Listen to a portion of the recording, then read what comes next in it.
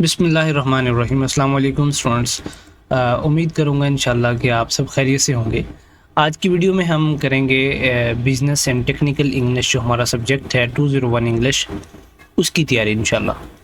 तो पहले मैं आपको थोड़ा सा गाइड करता हूँ कि वीडियो कैसे होगी। पहले वीडियो के 3 पार्ट में तकसीम करूँगा।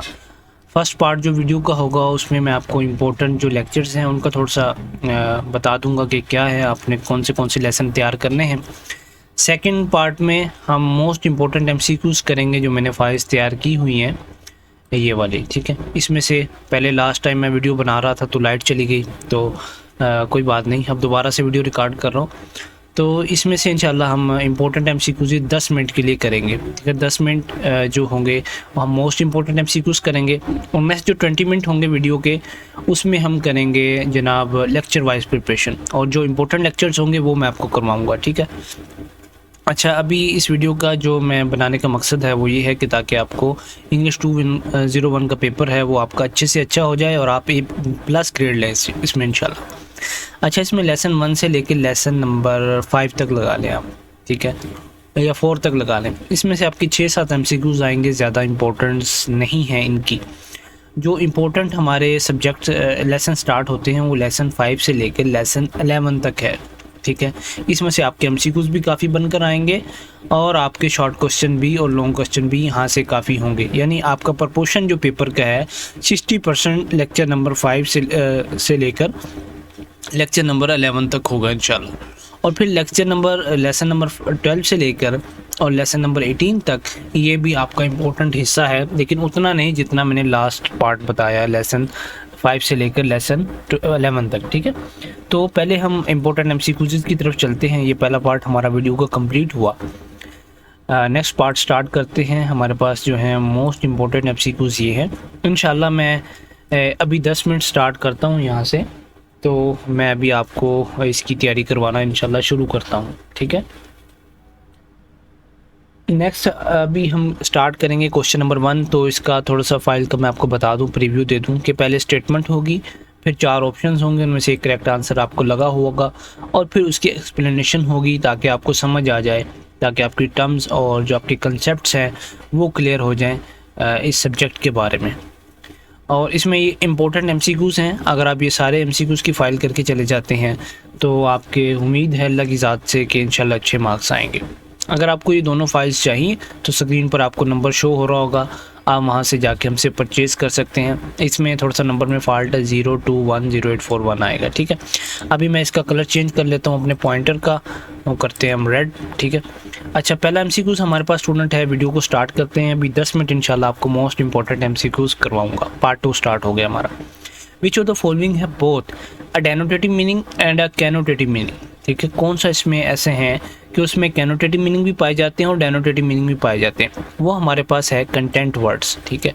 इसमें कैनोटेटिव मीनिंग्स भी और डेनोटेटिव मीनिंग्स भी पाए जाते हैं। अब ये क्या होते हैं वो हम लेक्चर वाइज में जाकर पढ़ेंगे, ठीक है। कंटेंट वर्ड्स क्या होते हैं? Noun, verb, adjective and adverbs are called content words. ये आपका अलग से एमसीक्यूज भी आ सकता है। नेक्स्ट एमसीक्यूज हमारे पास है which of the following can be defined as. हमें एक स्टेटमेंट दी गई है, हमने बताना है कि स्टेटमेंट क्या है, सिमेंटिक्स है, फोनेटिक्स है, सिनोनिम्स है या फोनोम्स है, ठीक है। तो स्टेटमेंट हमारे पास है the words one chooses to state one's message so much more than their dictionary definition. तो हमारे पास ये जो स्टेटमेंट है वो है सिमेंटिक्स, ठीक है। अब सिमेंटिक्स क्या होता है? सिमेंटिंग कहते हैं ऐसी स्टडी को, किसी ज़बान के, semantic the study of meaning in language, किसी भी लैंग्वेज की मीनिंग को सिमेंटिक्स कहते हैं। Encompassing the meaning of words and how they convey are more than just the dictionary definition. कोई वर्ड है, जैसे रीजनेबल एक वर्ड है। अब रीजनेबल कहते हैं, समझ लो आपकी जो पहुँच में है ना, उसको डिक्शनरीज का या के ये कहती है। लेकिन यहाँ जो मैं कह रहा हूँ वो मेरा जो कहने का अंदाज़ होगा कि आपको रीज़नेबल प्राइस में मिल जाएगी, तो वो अंदाज़ मैं शायद आपको समझा इतना अच्छे तरीके से नहीं सकाऊँगा, लेकिन यही इसका मतलब है कि आपको यानी डिक्शनरी के जो डेफिनेशंस है उनके अलावा से जो आपका कन्वे करने का अंदाज़ है उसको हम सिमेंटिक्स कहते हैं। Which of the following concerns the careful use of language express meaning. तो हमारे पास है नेक्स्ट आपका इसका जो आंसर है वो है स्टाइलिस्टिक एक्यूरेसी। अब स्टाइलिस्टिक एक्यूरेसी क्या होता है? रेफर्स करता है precise and appropriate use of language to convey meaning effectively. ये लेसन नंबर आपके 6 में से ये लिया गया MCQs, ठीक है। नेक्स्ट क्वेश्चन नंबर 4 है, if you are writing a persuasive message, एक मिनट जरा स्टूडेंट थोड़ा सा वेट कीजिएगा, 1 सेकेंड थोड़ा सा आपसे चलो इतना ये गुजारिश करता हूँ कि आप हमारे चैनल को सब्सक्राइब भी कर दें और वीडियो को लाइक भी कर दें। और कमेंट सेक्शन में, अभी तो आप वीडियो को स्टार्ट कर रहे हैं, देख रहे हैं, कमेंट सेक्शन में मुझे लाजमी बताइएगा कि मेरे पढ़ाने का अंदाज़ क्या है, कैसा है, आपको पसंद है या नहीं है। अगर नहीं है तो कमेंट सेक्शन में लाजमी बताइएगा, अगर है फिर भी बताइएगा, ठीक है। अपने कमेंट्स थोड़े से दे दिया करें। नेक्स्ट क्वेश्चन नंबर 4 हम करेंगे, if you are writing a persuasive message what are the common ways of establishing your credibility. ठीक है, अगर आप एक पर्सुएसिव मैसेज लिख रहे हैं, अब ये क्या होता है ये भी मैं आपको बताऊंगा, तो आप कैसे अपनी क्रेडिबिलिटी को इन्हेंस कर सकते हैं। तो ये 3 ऑप्शन इसमें हैं कि naming your sources when you use information from others. तो अगर आप कहीं से और से इन्फॉर्मेशन यूज़ कर रहे हैं, ये जैसे MCQs आपके हैं, मैं ये पास्ट पेपर से आपको करवा रहा हूँ, तो ये सोर्स को वाजे करना, उसको नेम दे देना और फिर डेमोन्स्ट्रेट करना एक्सपर्टीज़ को, और फिर सपोर्ट करना your message with factual evidence, तो इसे कहते हैं आपका जो पर्सुएसिव मैसेज है, आप उसको क्रेडिबिलिटी उसकी इन्हेंस कर रहे हैं। अब देखो मैं फैक्चुअल एविडेंस क्या इसमें ऐड कर रहा हूँ आपकी फ़ाइल में, मैं एक्सप्लेनेशन ऐड कर रहा हूँ आपकी। तो ये तीनों तकरीबन मैं अपने क्या कहते हैं, ये जो पर्सुएसिव मैसेज के इसके फैक्टर्स हैं वो मैं इसमें अपनी वीडियो में इन्वॉल्व कर रहा हूँ। How can you make your message effective? आप अपने मैसेज को इफेक्टिव बना सकते हैं। Make them practical, factual, concise, clear and persuasive. Next हमारे पास है, which section of a resume creates most disagreements among experts about its relative advantages and disadvantages? तो इसका ऑप्शन है हमारे पास कैरियर ऑब्जेक्टिव। नेक्स्ट MCQs हमारे पास है, which of the following should be done when writing recommendation letters? जब आप recommendation letter लिखते हैं तो आप उसमें क्या करेंगे, ये तीनों ऑप्शंस ऐड करेंगे। Include only relevant and factual information, avoid value judgements, balance criticism with favourable points. Next हमारे पास है, which one of the following is more effective technical communication? तो रिटर्न जो कम्युनिकेशन हमारे पास है ये सबसे ज़्यादा इफेक्टिव कम्युनिकेशन कंसिडर की जाती है। नेक्स्ट हमारे पास है, which one of the following option should be use during business correspondence? तो उसमें हमारे पास जो ऑप्शन है करेक्ट वो है ब्याज फ्री लैंग्वेज। अब ये 2 तरह की लैंग्वेज होती है, ब्याज फ्री होती है और एक और होती है, वो मैं आपको वहाँ लेक्चर वाइज में कवर करवाऊँगा। नेक्स्ट हमारे पास है, which one of the following can create immense difference between classroom communication and job communication? अब जॉब कम्युनिकेशन जो आपकी होती है ना, वहाँ प्रोफेशनलिज्म होती है, आपके कोलीग्स होते हैं, आपके एक्सपर्ट्स होते हैं, लेकिन क्लासरूम कम्युनिकेशन में आपके फ्रेंड्स भी होते हैं, आपके टीचर भी होते हैं। तो उस ये जो हम क्या कहते हैं इमेंस डिफरेंस क्रिएट करेंगे, किसकी बिहाफ पे करेंगे, वो होगा साइज ऑफ ऑडियंस। ठीक है, ऑडियंस कैसी है कैसी नहीं है, उनका साइज़ कितना है। ठीक है, नेक्स्ट MCQs हमारे पास क्वेश्चन नंबर 11 है, which of the following suggest implication of a word और suggestion separate from the usual definition? तो कैनोटेशन है। अब कैनोटेशन क्या रेफर करता है, एडिशनल मीनिंग और association that a word carries beyond its literal definition. Next MCQs हमारे पास है, which of the following is generally organized by direct approach and receives a favourable reaction? Good news जो message होता है वो क्या करता है, डायरेक्ट अप्रोच करता है और रिसीव करता है फेवरेबल रिएक्शन को। ठीक है, नेक्स्ट हमारे पास MCQs क्वेश्चन नंबर 13 है, which of the following are real but unnamed readers? तो ये हमारे पास है फैंटम रीडर्स। ये लेसन नंबर 6 में से लिया गया है, जो मैंने आपको बताया कि मोस्ट इंपॉर्टेंट लेसन है लेसन 5 टू ऑनवर्ड्स, लेसन 11। तो अब फैंटम रीडर क्या होते हैं, वो रियल होते हैं लेकिन अननेम्ड होते हैं, यानी छुपे हुए होते हैं, हिडन रीडर्स भी इनको कह सकते हैं। और फ्यूचर रीडर्स क्या होते हैं, जो आपकी रिटन कम्युनिकेशन को या जो बुक है आपकी फॉर एग्जांपल उसको बाद में पढ़ेंगे, ठीक है, फ्यूचर में पढ़ेंगे तो उसे फ्यूचर रीडर कहेंगे। कम्प्लेक्स क्या होंगे वो हम लेसन नंबर 6 में जाके करेंगे। ठीक है, कम्प्लेक्स में होता है डिफरेंट जियोग्राफिक हो, डिफरेंट सारा सिस्टम हो। How many aspect does accuracy have? Accuracy के 3 एस्पेक्ट्स हैं। पहला कौन सा है, फैक्चुअल एक्यूरेसी, ग्रामेटिकल एक्यूरेसी और फिर है स्टाइलिश एक्यूरेसी।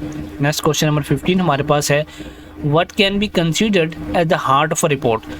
जो दिल होती है ना रिपोर्ट का, वो है the introduction of a report। ठीक है, नेक्स्ट 16वां MCQs है, What is the last thing you need to do before you get ready to distribute your document? Document को डिस्ट्रीब्यूट करने से पहले या सबमिट करवाने से पहले उसकी प्रूफ रीडिंग करना ये बहुत ज़रूरी होता है। Which of the following is not used in external business communication? Memo. Memo is not used in external business communication. ये जो मेमोज यूज़ होती हैं वो with in business communication use होती हैं, यानी इंटरनल कम्युनिकेशन यूज़ होती हैं, यानी आपकी ऑर्गेनाइजेशन के अंदर अंदर जो आप सेंड करेंगे तो वो उसे मेमोज जो होंगी वहाँ यूज़ होंगी, ठीक है, इंटरनल में, ना कि एक्सटर्नल में। नेक्स्ट है choose the correct option to decode a message is to interpret a message. ये इसका करेक्ट ऑप्शन है। What type of visual ad is most difficult to execute effectively? तो इसका films and videos ऑप्शन है। Next हमारे पास which of the following are usually more vivid than long ones and improve the readability of a document? Short words जो होते हैं वो क्या करते हैं, क्लियर होते हैं और ईजियर टू रीड होते हैं और इन्हेंस करते हैं ओवरऑल डॉक्यूमेंट की रीडेबिलिटी को, ठीक है स्टूडेंट्स। ये आपके शॉर्ट क्वेश्चन भी आ सकते हैं, ज़रूरी नहीं है कि MCQs ही बनकर आए। Which format should be used if the document will be sent outside individuals? तो आपको जो फॉर्मेट उसमें चूज़ करना है वो लेटर फॉर्मेट आप चूज़ करेंगे। नेक्स्ट MCQs हमारे पास है Which question is used to ask about residential status? तो इसका ये जो है हमारे पास ये गलत यहाँ लगा हुआ ये वाला गलत, तो इसका जो आंसर करेक्ट है वो है what is your address. Residential status आप पूछ रहे हैं ना किसी से भी, तो उसको हम कहेंगे व्हाट्स योर एड्रेस। नेक्स्ट हमारे पास है how can you make the following statement concise. तो स्टेटमेंट हमें दी गई है there are only 4 rules of our company and every employee is bound to follow these rule. तो इसकी जो स्टेटमेंट है वो ये है कि हमारे पास 4 रूल्स हैं और उनको हमने ऑब्जर्व करना है, उनको फॉलो करना है। तो ये कंसाइज स्टेटमेंट ऐसे बनती है, ठीक है। नेक्स्ट MCQs हमारे पास है which of the following is promoted by simple direct language. तो उसे कहेंगे स्टाइलिस्टिक क्लैरिटी, ये पढ़ेंगे नेक्स्ट हम। Which of the following is used as brief informal reports with an organisation. अब मेमोज वाला जो आपका MCQs था वो यहाँ आके आपका उसका कंसेप्ट क्लियर हो गया, ठीक है। क्वेश्चन नंबर 26 हमारे पास है select the statement about the communication process that is not true. Communication process देखें अभी जो ट्रू नहीं है ये ट्रू है। कम्युनिकेशन टेक्स मैनी फॉर्म्स, ये भी सही है, ये भी सही है। परफॉर्मेंस इज जज्ड बाय, ये भी सही है, लेकिन ये सही नहीं option. Your performance is business in business will not be जज बाय योर कम्युनिकेशन एबिलिटी, ठीक है। हमारी परफॉर्मेंस तो जो है वो जज की जाती है कम्युनिकेशन एबिलिटी पर, यहाँ कहा गया नॉट बी जज बाय, तो ये ऑप्शन जो हमारे पास स्टेटमेंट है ये गलत है, ठीक है। Beas language that might offend the audience is based on cultural Beas और जेंडर बियास, ठीक है। इसकी 2 टाइप्स भी हैं, शॉर्ट क्वेश्चन भी आपको बनकर आ सकता है। वाई इंपॉर्टेंट ऑब्जर्वेशंस सजेशन और objections should be written to create a permanent records, ठीक है। नेक्स्ट MCQs हम चलेंगे which 3 types of readers usually exist. 3 types के रीडर होते हैं, फैंटम, फ्यूचर और कम्प्लेक्स रीडर। जो इसके पहले मैं डिटेल्स आपको बता चुका हूँ। लास्ट MCQs हम इंपॉर्टेंट MCQs में से कर रहे हैं वो है to whom usually goodwill letters are written।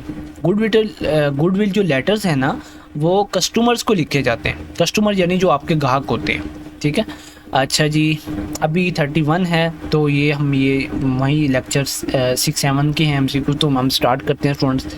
अभी मैंने 10 मिनट इसके लिए तय किए थे और 11 मिनट हो चुके हैं, ठीक है। अभी लेक्चर वाइज हम चलेंगे अपने लेक्चर नंबर, चलो 30 पेज पे चलते हैं, लेक्चर नंबर 5 की तरफ। लेक्चर 6 है, ये मैंने असल में पहले पढ़ाया है लेकिन वो लाइट चली गई थी, इसकी वजह से इशू बना। चलें जी, लेक्चर नंबर 5 इम्प्लिसिट पर्पस नहीं, हम लेक्चर नंबर 6 से करेंगे, ठीक है। लेक्चर 1 इसलिए नहीं करवा रहा ताकि आपकी तैयारी जो है ना थोड़े वक्त में अच्छी हो जाए, ताकि आपका पेपर अच्छे से अच्छा कवर हो जाए। अच्छा जी, लेक्चर नंबर 6 है हमारे पास, इसका मैं कलर रेड कर लूँ थोड़ा सा ताकि वो पहले वाला मिस ना हो, ठीक है। मैंने बड़ा अच्छा करके पढ़ाया था पहले भी, अभी भी इंशाल्लाह अच्छा पढ़ाऊँगा। पहले इसमें ऐसे होगा स्टूडेंट इस फाइल में कि लेक्चर वाइज है, आपका ये लेक्चर 6 यहाँ से स्टार्ट हो रहा है डिफाइनिंग ऑब्जेक्टिव 2 के नाम से, ठीक है। यहाँ से इंपॉर्टेंट आपका पेपर का पार्ट स्टार्ट होता है। अब इसमें रीडर टास्क क्या होते हैं पहले ये बताया गया, फिर रीडर सेंटर राइटिंग क्या होती है, चेंजिंग रीडर एटीट्यूड्स क्या होते हैं, फिर रोल रीडर की कैरेक्टरिस्टिक्स क्या होनी चाहिए, ये भी आपका शॉर्ट क्वेश्चन बन के आता है, और टाइप्स ऑफ रीडर्स क्या है, ठीक है। मैंने आपको कहा था कि मैं आपको रीडर्स की टाइप्स करवाऊंगा। फ्यूचर रीडर्स मैंने आपको बता दिया था और ये भी बता दिया था। अब कम्प्लेक्स रीडर क्या होंगे, जो डाइवर्स ग्रुप से, मुख्तलिफ ग्रुप से विद वेरिंग बैकग्राउंड्स, मुख्तलिफ बैकग्राउंड से जो बिलोंग करेंगे रीडर्स, उन्हें हम क्या कहेंगे, कम्प्लेक्स रीडर्स। आप फिर ये हमारे पास ये भी शॉर्ट क्वेश्चन है कि आप डिफाइन करें ऑब्जेक्टिव्स ऑफ वर्कशीट को, फिर इसकी अप्रोप्रिएटनेस, ये इसके एमसीक्यूज आएंगे, आपको वहाँ क्लियर हो जाएगा इंशाल्लाह, ठीक है। अच्छा स्टूडेंट्स, थोड़ा सा कमेंट सेक्शन में बता दिया करें कि मेरी वीडियो कैसी है, ठीक है। ये नंबर यहाँ थोड़ा सा गलत लिखा गया है, ठीक है, मैं इसको कर दूंगा फाइल में बाद में, अभी वीडियो के बाद। तो यहाँ फाइल में नीचे आपको नंबर शो हो रहा होगा। अगर आपको ये फाइल्स चाहिए तो आप मुझसे व्हाट्सएप नंबर पर रब्ता कर सकते हैं, आपको बहुत ही मुनासिब कीमत में फाइल्स प्रोवाइड कर दी जाएंगी, ठीक है। वॉइस मेरी सही आ रही है, ये नंबर ये शो हो रहा है आपको, ठीक है, 0303 021 0841। अच्छा जी, पहला एमसीक्यूज हमारे पास है, which pattern is more reader centred for comparing options. Alternating pattern जो है वो क्या होता है, मोर रीडर सेंटर्ड होता है। नेक्स्ट हमारे पास है, what is the enabling element of purpose in writing. Reader task is the enabling element of purpose in writing. अब टास्क क्या होते हैं, लोकेट करना, अंडरस्टैंड करना और यूज़ करना इन्फॉर्मेशन को। Ayesha choose the alternating pattern to help readers compare effectively. Next MCQs की तरफ चलेंगे। अभी इसमें एमसीक्यूज मिक्स आएंगे, कुछ इंपॉर्टेंट होंगे कुछ नहीं होंगे, लेकिन लेक्चर वाइज है तो एक एक चीज़ इसमें कवर करवाने की कोशिश की गई है। Changing how reader feels about a topic involves attitude alternation कहेंगे उसको, ठीक है। इसमें a key goal in business communication is to influence reader attitude. Next पांचवा एमसीक्यूज हमारे पास है, which role defines people who provide information into decision maker. Advisor, ठीक है, एडवाइजर क्या करेंगे, डिफाइन करेंगे people who provide information decision maker. Who acts upon the decision made. Implementer जो है वो एक्ट करते हैं डिसीजन पर। अब डिसीजन कौन बनाता है, वो एडवाइजर होते हैं, ठीक है। Which readers types remain. Phantom readers आ गया, ठीक है, ये पहले किया हुआ हमने। अब जो आफ्टर लॉन्ग टाइम पढ़ेंगे वो फ्यूचर रीडर्स हैं हमारे पास। और कम्प्लेक्स रीडर क्या है, डाइवर्स ग्रुप से डिफरेंट नीड्स उनकी होंगी, मल्टीपल एजेंडाज उनके होंगे, मल्टीपल बैकग्राउंड होंगे, तो उनको हम क्या कहेंगे, कम्प्लेक्स रीडर्स। और सिंपल रीडर्स कोई टाइप नहीं है। What is important when readers are unfamiliar with the topic. तो उसको हम, अगर वो टॉपिक से अनफेमिलियर है तो हम उसको क्या करेंगे, बैकग्राउंड इन्फॉर्मेशन प्रोवाइड करेंगे पहले। Preferred communication style depend upon organizational practices. Special factors might include individual word preferences. Appropriateness depends upon readers knowledge और experience पे, ठीक है। appropriates कब आती है, जब हमारा readers का knowledge और experience आता है। अच्छा स्टूडेंट्स, आपके MCQs ये ज़रूरी नहीं है कि इसी तरह से बन के आएंगे, आपको एक केस दे दिया जाएगा, उसमें रीडर नॉलेज और एक्सपीरियंस शो किया जाएगा, तो आप बताएंगे कि अप्रोप्रिएटनेस किस पे डिपेंड करती है, ठीक है। A technical report using heavy formulas should consider readers expertise.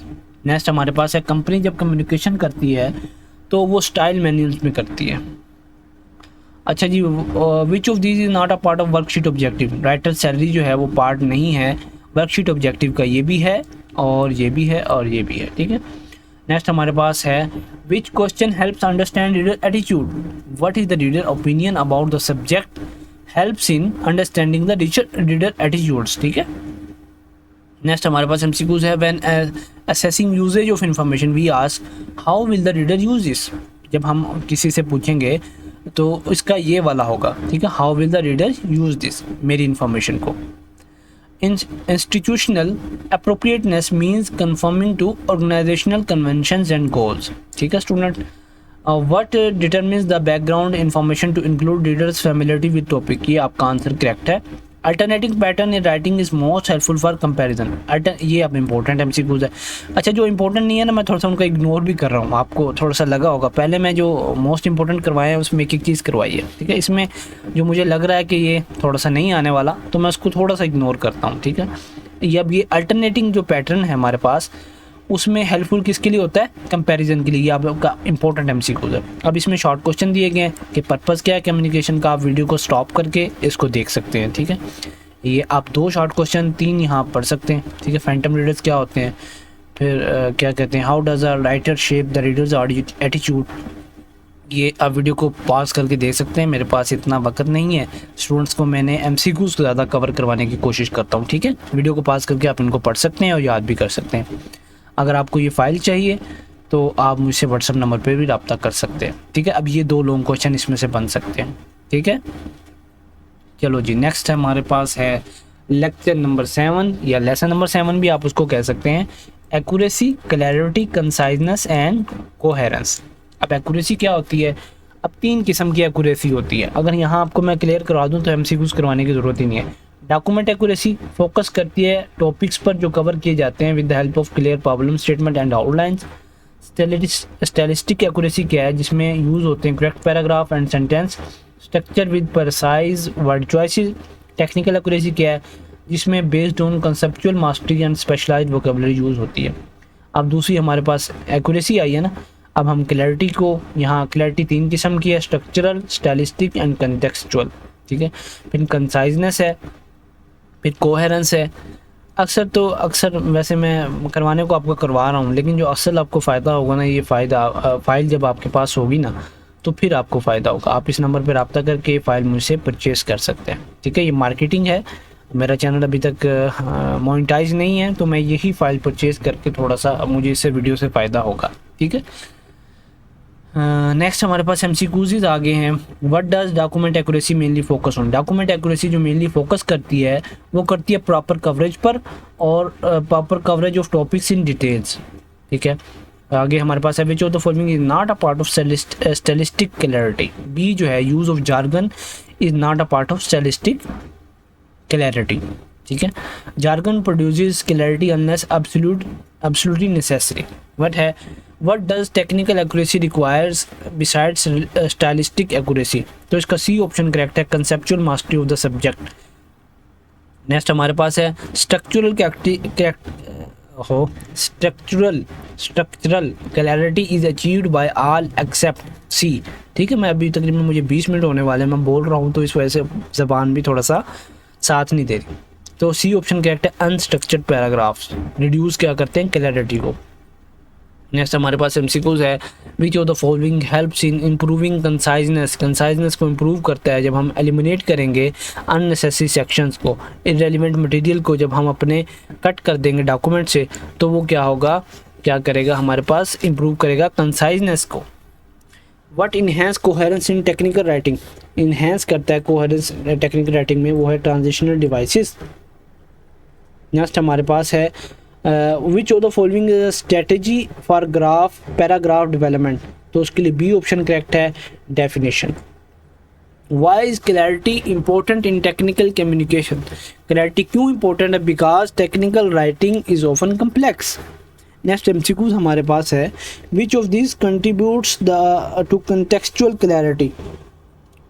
हमें ऑप्शन दिए गए अनफेमिलियर टर्मिनोलॉजी, इरेलीवेंट एनिक्डोट क्या पढ़ेंगे यार इनको, problems statement and references, complex visual design. तो सी ऑप्शन करेक्ट है, problem statement and references. Conciseness is best achieve by C, cutting unneeded material, पहले भी रिपीट हो चुका है। What are the main paragraph strategies in technical writing. वो हमारे पास हैं enumeration, exemplification and comparison is the main paragraph strategies in technical writing we used. Next हमारे पास है the phrase wind force is the example is an instance of D technical term. Wind force हमारे पास क्या technical term है, ये use होती है scientific context में, ठीक है। What promote structural clarity. B promote structural clarity, ठीक है। टेबल ऑफ कंटेंट्स TOC जिसे कहते हैं। एक मरतबा दुरूद शरीफ पढ़ लें आप, सल्लल्लाहु अलैहि नबी जी, सबसे छोटा दुरूद शरीफ है। जो इसको मरतबा पढ़ता है ना एक मरतबा, तो उस पर अल्लाह 10 रहमतें नाज़िल करता है, 10 गुनाह माफ़, 10 दर्जात बढ़ाने, ठीक है। तो साथ साथ पढ़ते भी रहा करें, वक़्त निकाल के एक मरतबा मोहब्बत से आप सल्लल्लाहु अलैहि वसल्लम की शान में दुरूद शरीफ पढ़ा करें। The example in the lesson demonstrate which quality most clearly. C option correct है, साइंटिफिक कोहेरेंस। अच्छा, नेक्स्ट हमारे पास है why stylistic accuracy important. Stylistic accuracy क्यों इंपॉर्टेंट है। सी ऑप्शन करेक्ट है, to express meaning precisely. What is a concise document. C option correct है, जिसमें वही इंक्लूड हो जो कि हमारे लिए ज़रूरत की चीज़ है। Which element supports coherence in a document level. वो हमारे पास सी ऑप्शन इसका क्या है, करेक्ट है, abstract and problem statement. What is an example of exemplification. तो इसकी एग्जांपल जो हमारे पास है प्रोवाइड करेंगे जब आप रेलिवेंट एग्जांपल्स को, तो ये एग्जाम्प्लिफिकेशन की एग्जांपल है। Description is the technique use for, B option है, कोहेरेंट पैराग्राफ डेवलपमेंट के लिए। A good technical document should be absolute accurate, clear, concise and coherent. ठीक है. Which quality improves readability most? C. Coherence क्या करती है, readability को improve करती है. अब ये आपने इनके कंसेप्ट अपने क्लियर करके जाने हैं कि कोहेरेंस क्या होता है हमारे पास, कंसाइजनेस क्या होता है, एक्यूरेसी क्या होती है, क्लैरिटी क्या होती है, इसलिए ये मैं आपको करवा रहा हूँ. ठीक है. अब ये आपके 5 शॉर्ट क्वेश्चन है. ये देखें, वीडियो को यहाँ रोक के इनको पढ़ लें, इनको याद कर लें, जैसे भी करें. अब नेक्स्ट चलेंगे हम लॉन्ग क्वेश्चन की तरफ. मैं वहाँ वीडियो को पॉज करता हूँ. ये पहला आपका क्वेश्चन हो गया कि डिफरेंस करें, बताएं डॉक्यूमेंट एक्यूरेसी में, स्टाइलिस्टिक एक्यूरेसी में, टेक्निकल एक्यूरेसी में. ठीक है. अब इसकी एक्यूरेसी की 3 टाइप्स है. दूसरा ये आपका शॉर्ट क्वेश्चन, लॉन्ग क्वेश्चन है. ठीक है. अब हम जो है 7 C's ऑफ इफेक्टिव है उसमें पढ़ेंगे कंप्लीटनेस को. ठीक है. कंप्लीटनेस क्या होती है? Complete message include all necessary information, जिसमें तमाम इन्फॉर्मेशन हो, आंसर किया जाए तमाम क्वेश्चंस को और ऐड किया जाए समथिंग एक्स्ट्रा. ठीक है. Always consider the 5 words who, what, when, where, why. ये अब आपका शॉर्ट क्वेश्चन भी आ सकता है बन के. ठीक है. और आते भी हैं स्टूडेंट्स के. अब क्रेडिबिलिटी क्या होती है? उसको कहते हैं ट्रस्टवर्थी एंड रिस्पेक्टेबल. आपका मैसेज कितना है, ठीक है, उस पर कितना लोगों को एतमाद है. अब ये डिपेंड करती है हमारे पास कॉम्पिटेंस पे, करैक्टर पे, कंपोजर पे, सोशबिलिटी पर और एक्सट्रोवर्जन पर. ये इनका लिखा गया है. ठीक है. अब कंसाइजनेस है. कंसाइजनेस क्या है हमारे पास कि आप जैसे अभी मैंने वो पहले जुमला आया था कि हमारे कंपनी के ये रूल्स हैं और इनको फॉलो करें, तो वो कंसाइजनेस होती है कि आप फीवेस्ट वर्ड, बहुत कम वर्ड्स में अपना मतलब समझा दें. इसे कंसाइजनेस कहते हैं. अब इसके एमसीक्यूज आ गए स्टूडेंट्स. पहला एमसीक्यूज हमारे पास है which of the following is not a part of 7 C's of communication. ये बहुत ही इंपॉर्टेंट एमसीक्यूज है, बार बार आया है. क्रिएटिविटी. ठीक है. ये इसका आंसर है. What does 5 words stand for in ensuring completeness? तो हमारे पास इसका जो बी ऑप्शन है वो है correct. Who, what, when, where, why. ठीक है. Who का मतलब है कौन, what क्या, when कब, where कहाँ, why क्यों. ठीक है. Who का मतलब कौन है. अच्छा, which principle ensure the message is believable and trustworthy? तो उसका सी ऑप्शन करेक्ट है हमारे पास, क्रेडिबिलिटी. ठीक है. कटिंग अननेसेसरी रेपिटेशन, तो उसमें एक कंसाइजनेस आ गई. विच of the these helps build credibility. A option correct है, सोशबिलिटी. क्या करता है? कम्युनिकेटर जो होता है उसकी क्रेडिबिलिटी को इन्हेंस करता है. Which is an example of a Verde expression. तो हमारे पास एग्जाम्पल उसकी है सी, इन ड्यू कोर्स. ठीक है. इन ड्यू कोर्स का मतलब क्या है? Replaced by soon. We statement is more concise. Statement हमें दी गई है. बी है mister Asif knew we must act. ठीक है. I was known by mister Asif that we must act. तो ये सबसे कंसाइज है और इसमें क्लैरिटी भी हमारे पास है. Which of the following is not a component of credibility. C option, completeness is not a component of credibility. 7 C's में तो है लेकिन इसमें कंपोनेंट नहीं है इसका क्रेडिबिलिटी का.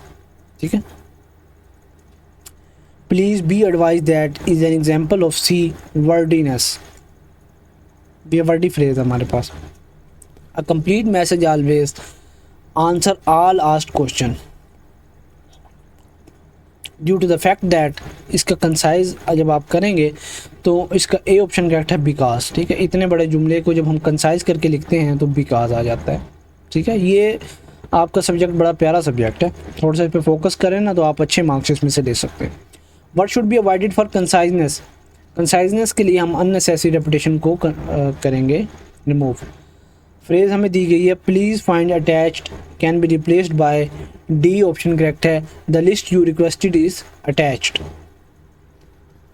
विच is not a method to achieve conciseness. B option correct है, repeat for emphasis. What happens if you ignore a hidden question in a paragraph. अगर आप हिडन क्वेश्चन को क्या कर देते हैं, इग्नोर कर देते हैं तो क्या होगा. C option, you may lose business, loss business कह सकते हैं. Which of the following is an example of unnecessary prepositional phrase. D option correct है, ऑफ मोस्ट लेवलनेस. ठीक है. नेक्स्ट हमारे पास है concise version of there are 4 rules that should be observed. जैसे मैंने इम्पोर्टेंट में आपको करवाया था कि there are 4 rules should be observe by, हमारी कंपनी के 4 रूल्स हैं, तो इसका डी ऑप्शन करेक्ट है हमारे पास, 4 रूल्स मस्ट बी ऑब्जर्व। ठीक है, सेम ऐसे आपके एमसीक्यू नहीं आते, थोड़ा सा चेंज करके आ जाते हैं पेपर में बस। Which quality ensures readers get the information they need, B option correct है, completeness. Which of the following should not be included in a concise message, D option correct है, wordy repetition। The purpose of give something extra in completeness is to, C option correct है, add helpful information when needed। अब ये short question है, ठीक है, आप इनको थोड़ा सा वीडियो को पॉज करके देख सकते हैं। 3 हो गए, अब यहाँ से मैं 4 5 ये आप चौथा 5वां कर लें। ठीक है, अगर आपको ये फाइल चाहिए तो इस नंबर पर रब्ता करें जो आपको स्क्रीन पर नीचे शो होगा, ये गलत है। ठीक है, यहाँ 0210841 आएगा। अब ये 2 लॉन्ग क्वेश्चन हैं आपके, इनको ज़रा देख लें आप। अच्छा स्टूडेंट्स, बड़ी माजरत के साथ मेरी वीडियो तकरीबन 30 मिनट से भी ऊपर होने वाली है। अब पता नहीं आपको मैंने जो समझाया वो कैसे आपको समझ आया, तो ठीक है, तो आप मुझे कमेंट सेक्शन में ज़रा मेरे बारे में बता दें कि मैं कैसा पढ़ा रहा हूँ। ठीक है, मुझे पढ़ाना तो इतना आता नहीं, मैं खुद स्टूडेंट हूँ, तो लाजमी कमेंट सेक्शन में बताएं। अगर आपको ये फाइल्स चाहिए तो नंबर आपको स्क्रीन पे शो हो रहा होगा नीचे की तरफ, ये वाला। ठीक है, 0303 021 0841, तो आप मुझसे व्हाट्सएप नंबर पे रब्ता कर सकते हैं। आपको ये दोनों फाइल्स बहुत ही मुनासिब कीमत में मैं प्रोवाइड कर दूँगा। जज़ाकल्लाहु खैर।